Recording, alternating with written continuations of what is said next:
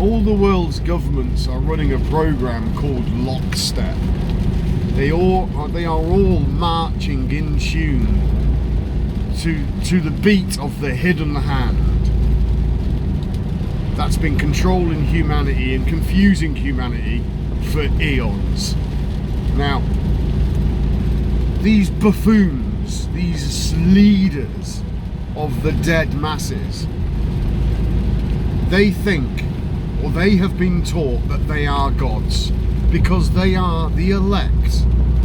The blind and deaf masses elected them. They've given away their authority to fools, and the fools lead the blind guides, blind leading the blind. It is insanely stupid.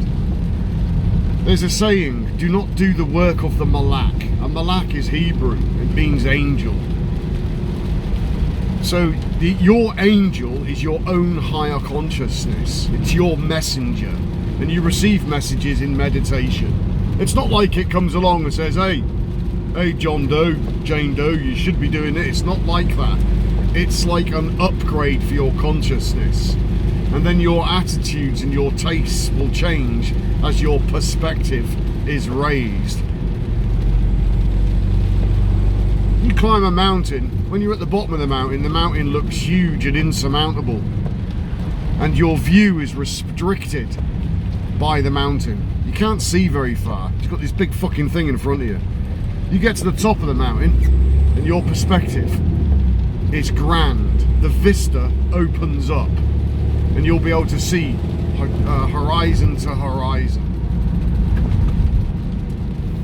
Now, these world leaders, are they possessed? Certainly seems that way, doesn't it? Is some kind of ideology? Is it taken over them? Are they being bribed? Is it a combination of these things? Who knows? You can delve into that forever. But rather than busy yourself with their nonsense, it's far easier just to acknowledge the fact that they are fucking morons, and you should have little or nothing at all to do with them. Because they are setting up the wide path to destruction. Now let's talk about consciousness. Can you control your heartbeat with your mind? Can you control the regeneration of cells with your mind? You'd probably say, well, no, I can't. Well, I'm telling you, yes, you can. But this is something that you learn, and you are taught this by the malak, by your consciousness. So, if you are walking around trying to be virtuous and righteous, you're just putting on an act. The same thing that the politicians are doing. You are trying to do the work of consciousness, which the ego intellect cannot do. It is the product of consciousness. Now, at some point in the not too distant future, you will become consciousness completely, and then you'll be able to do anything, literally. But in the meantime, all you need to do is clean your house, get the body working again, get that energy flowing, and meditate to clean your psychology, to allow the old stuff to go out and the new stuff to go in. And it's free, it doesn't cost you anything. And it's a bit bumpy, a bit difficult. Things will change, attitudes will change, tastes will change. People won't like what you say. You'll no longer do what you used to do. It will perplex people. Oh, why don't you want to do that? You always used to do that, but you like this. And again, it's others telling you what you like and what you do. Horseshit. It's time that you started to learn how to reign your own kingdom instead of letting others do it for you.